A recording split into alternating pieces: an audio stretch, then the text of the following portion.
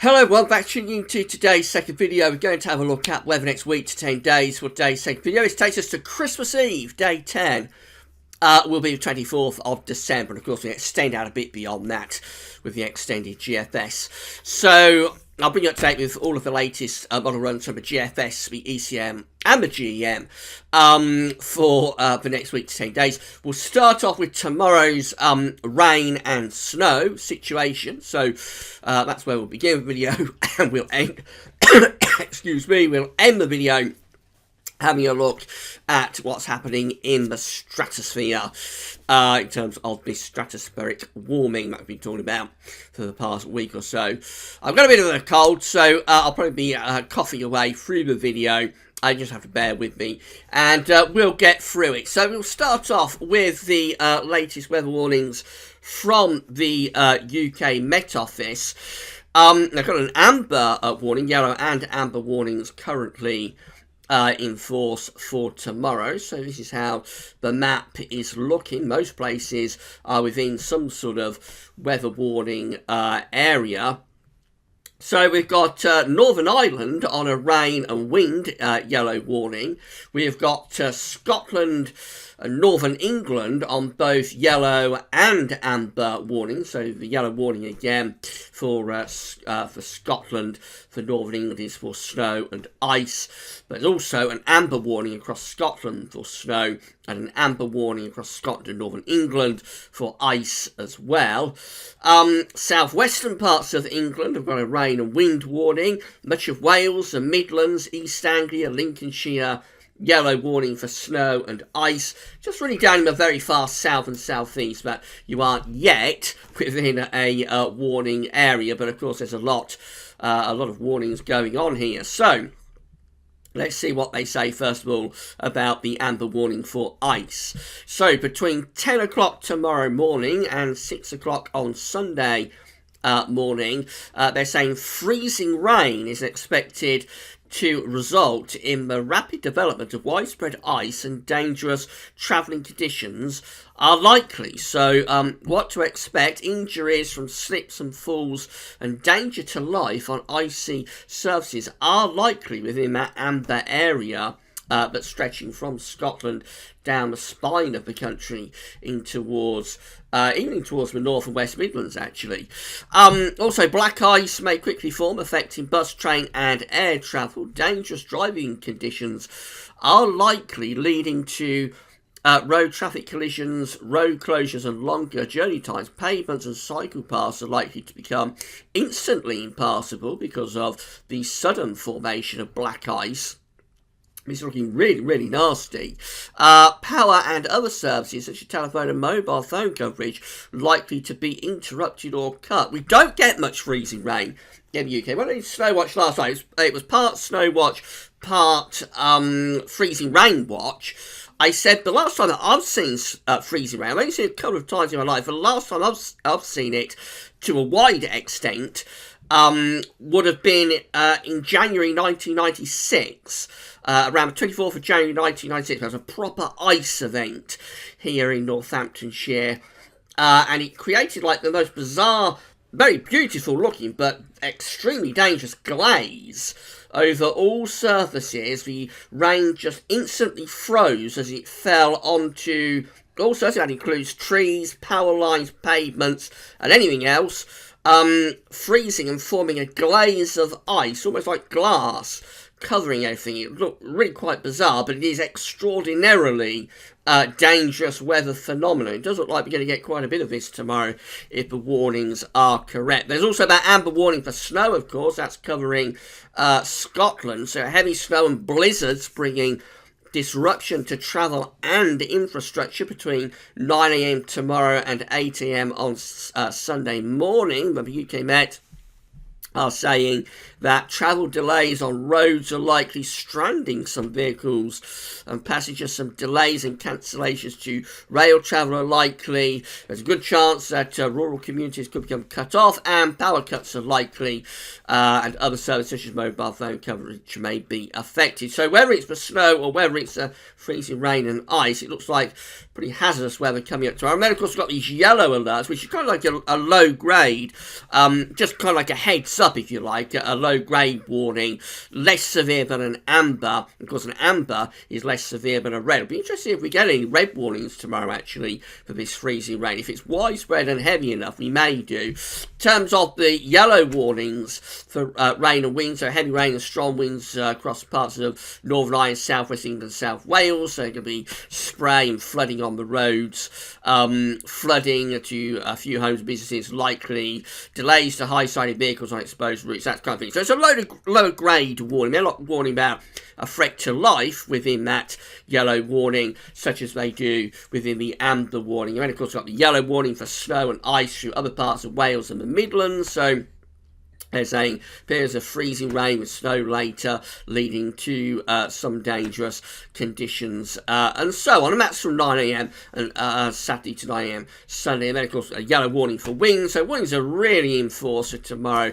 Severe gales expected over the Northern Isles and parts of Caithness as well. So it's all going on. It looks pretty severe. There's that wind warning, yellow wind warning up over the Northern Isles.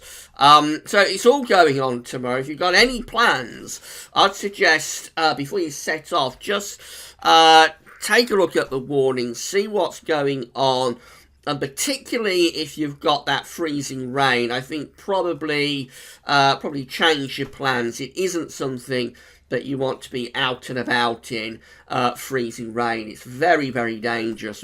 Just about the most dangerous weather phenomenon that we can get in this country, I would have thought. Thankfully, we don't get it very often, but it really is quite a severe weather element. So, if you've got any plans for tomorrow, as I say, do heed the warnings and check out the warnings before going out and about. I know it's going to be a very busy Saturday tomorrow. There'll be a lot of people Christmas shopping and going to pantomimes and that kind of thing. So, again, just take care if you've got anything lined up for tomorrow. This is how the Euro 4 from Weather Online is picking things up for tomorrow. So we've got the wet weather out in the west at 6 o'clock in the morning. Blue is rain, pink is snow. Let's run through the course of the day. So we get up to midday, and most of the rain is still across the west and the southwest at midday. So central and eastern parts of England and Scotland, mostly dry up to midday, but very cold and frosty. And then through the afternoon, that wet weather transfers eastward, so really heavy snow for Scotland coming down into northern England. Scotland, northern England at risk of some really heavy snow by 6 o'clock in the evening tomorrow. Further south, it's rain, but of course, as we've explained, a lot of this could be freezing rain, particularly through parts of Wales and Midlands up towards northern England as well. And then the snow gets even heavier through Scotland and northern England up to 9 o'clock in the evening. So it's in the evening tomorrow, but the snow will be at its worst, I think, across Scotland and northern England. A proper snow event going on there. So that might come down into Lincolnshire and East Anglia. And then it all clears away as we go through the early hours of Sunday morning. So by 6 o'clock in the morning on Sunday, things are a lot calmer with the last of the rain and the snow clearing away from the east. Let's have a look at the dew point. We'll get the dew point up for 6 o'clock in the morning tomorrow. So widely, those dew points are below freezing, you'll notice, except across the Northern Line and the far southwestern part of the country. Now, we go through into 6 o'clock in the evening, and look at that, the dew point is still generally below freezing through Scotland, through northern England, and down into much of the Midlands, eastern England. The dew point is below freezing at this point. So if we can find the 850 HPA temperature at the same time as we're going into the evening tomorrow, you'll see the upper air temperatures are above freezing. So I explained this in so much last night. If the upper air temperatures are above freezing, above 0 degrees, it can never snow. It can't snow when the upper air temperatures are above freezing. It can snow between freezing and -5. So northern England, Scotland, that's the reason you're getting a real snow event there, because not only is the dew point below freezing, but also the upper air temperatures are below freezing as well. They're between 0 and -5 at 850 HPA, even across east part of Scotland at -6 at 850 HPA. So what happens if the dew point is below freezing, and it is across much of eastern England and through the Midlands, if the dew point is below freezing but the upper air temperatures are above freezing, what you will get then is freezing rain. So snow can't be supported, you'll just get rain falling onto the surface, but the surface is still at or below freezing. So again, this is 6 o'clock in the evening on Saturday, tomorrow, with the upper air temperatures widely above freezing. But I'll go back to the dew point.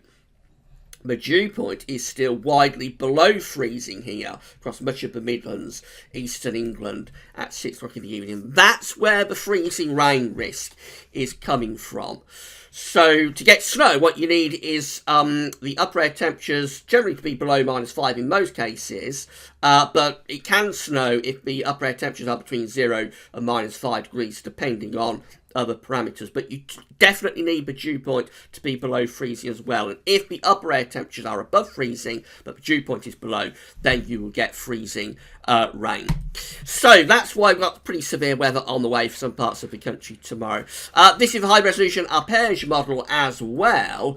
It's taking a little bit longer than I expected, so it's going to be an extended video. Sorry about that, but I thought it was important to go over this and explain what's happening tomorrow. So this high resolution arpège model, midnight we see the rain into the west. Let's run through the day and you'll see it takes a while for that snow and rain to push eastwards, but eventually it does so.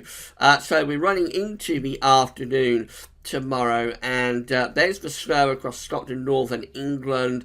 Again, further south and east of that, we've got a risk of that nasty freezing rain and ice. And then as we run through into the evening tomorrow, we find that the worst of the snow kind of like clears away to the east. But it's a proper snow event that's going on there up to midnight anyway across much of northern England. It's not really until the early hours of Sunday morning that finally pushes away. So snow for Scotland and northern England, freezing rain elsewhere, gale force winds. It's all going to be going on tomorrow. So if you've got any plans, do take care and heed the warnings if you're off out and about, particularly tomorrow afternoon or tomorrow evening.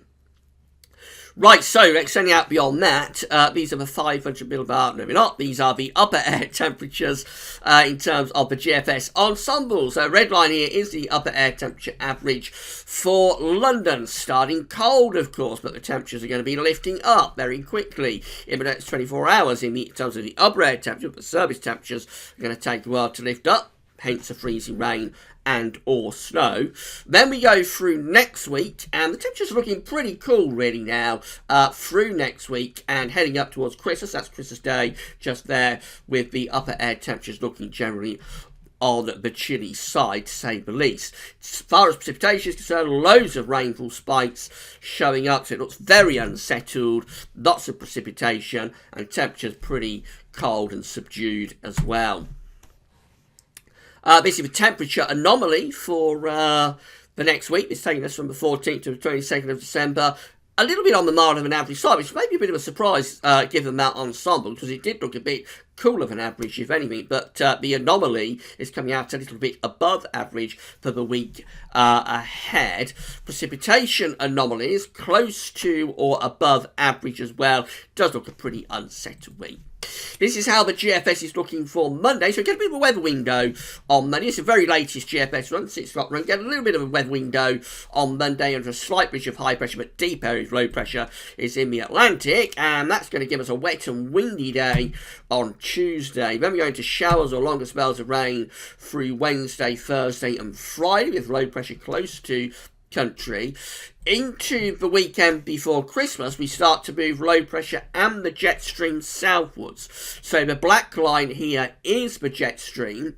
That's moving southwards, going on to the cold side of the jet next weekend. These areas of low pressure taking an increasingly southerly track and starting to pull colder air in from the north on the northern side of those low pressures.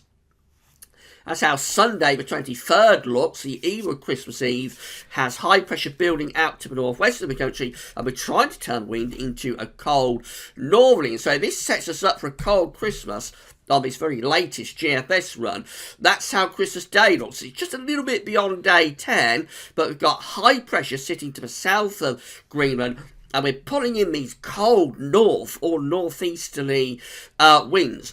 Probably won't be all that much snow around, although there could be snow showers around eastern, southeastern coasts. Most places would be dry, but it does look really, really cold there under that ridge of high pressure. Certainly a very seasonally chilly feeling Christmas. That's Boxing Day, and we keep wind in from the north on Boxing Day as well, still with this high pressure out to the north and northwest of the country. This situation continues then right up to the very end of this particular GFS run, which takes us now to Sunday, the 30th of December, the eve before New Year's Eve, has high pressure actually moving more towards Scandinavia, and we're starting to turn the wind into the east. That's got very cold air sitting just to our east as the upper air temperatures.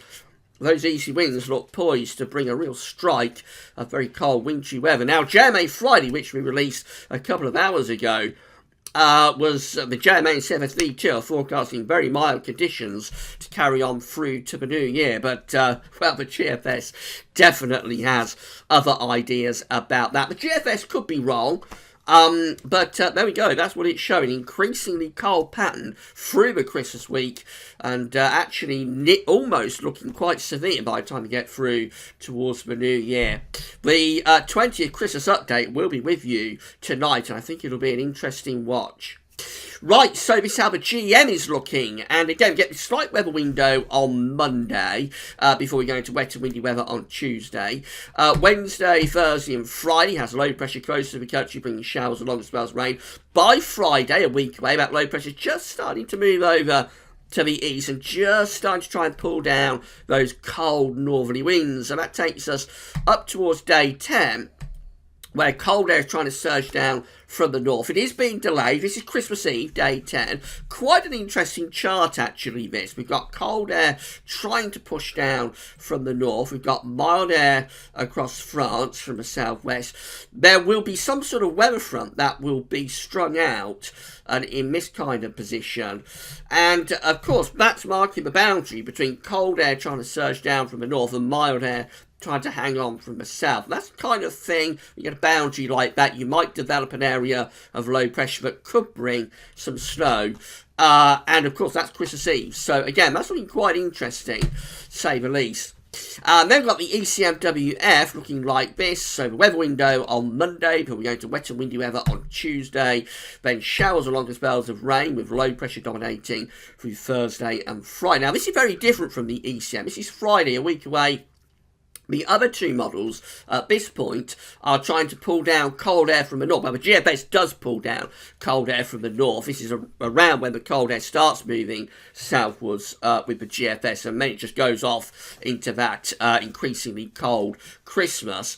The GM is also trying to start bringing cold air down at this point, but the ECM has us in these mild southwesterly winds, no sign of a northerly wind whatsoever on this ECM run, and that continues actually as we move up to day 10. That's how things look at day 10, which is Christmas Eve. Still not much sign of anything particularly cold, just this low pressure stuck over the top of the country.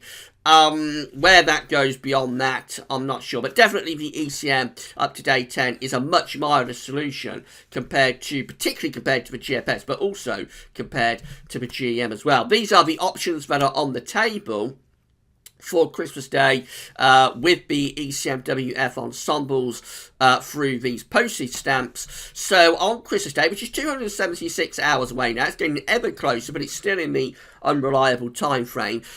Within the ECM ensembles, we've got 19 ensemble members that look quite chilly. They've got high pressure up to the north. They've got low pressure to the southeast. Do have a bit of a reach down to the southwest as well. Excuse me. So these ones are trying to bring down a cold north or northeasterly wind. Then we've got another 17 that are doing this. It's this box just here. These are very much in line with what the operational GFS is showing, with the below average pressure, low pressure, almost over the top of the country. So they're a milder solution, albeit there is signs of heights rising towards Greenland, but these are a milder solution generally up to Christmas Day. And then we've got 15 that are developing a proper northern blocking feature, high pressure to the north of Scotland and going into Scandinavia, so proper Scandinavian high. They're very cold for Christmas Day with winds in from the east. They could be bitterly cold runs for Christmas Day.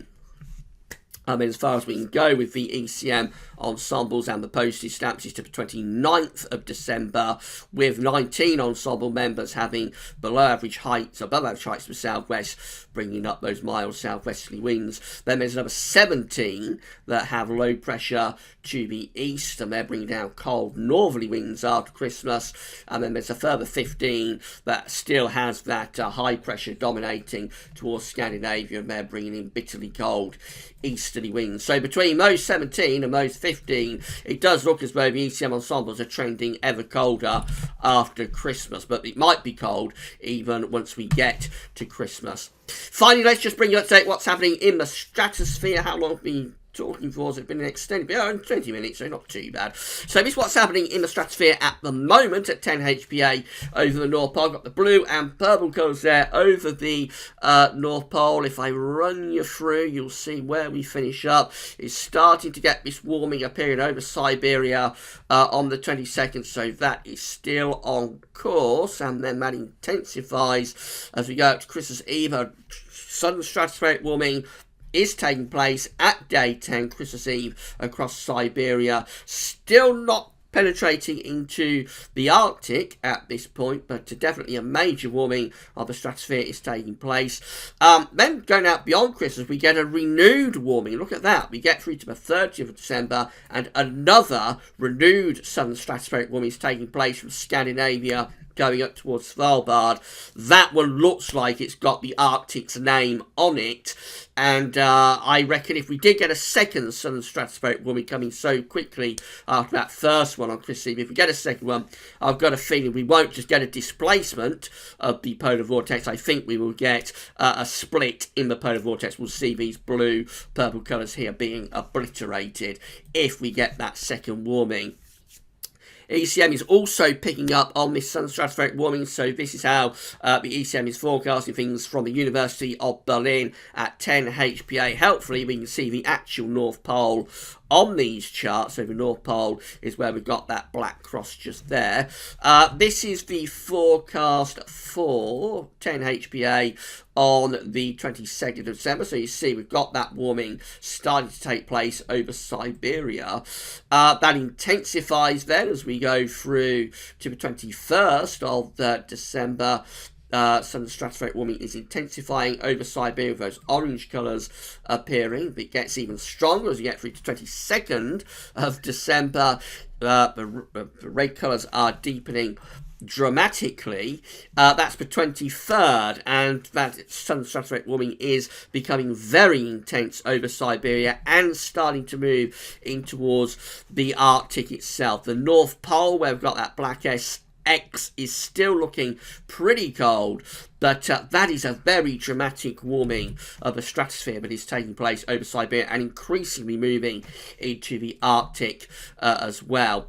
This is a bit lower down at 30 HPA, so once we get the warming at 10 HPA, we'll be looking to propagate it down to 30 HPA. Signs of a little bit of warming taking place by day 10 at 30 HPA, but nowhere near as dramatic as it is at 10 HPA at that point. Finally, we've got our first signs that the zonal winds are about to go into reverse. This is going right up to the very, very top of the stratosphere at 1 HPA.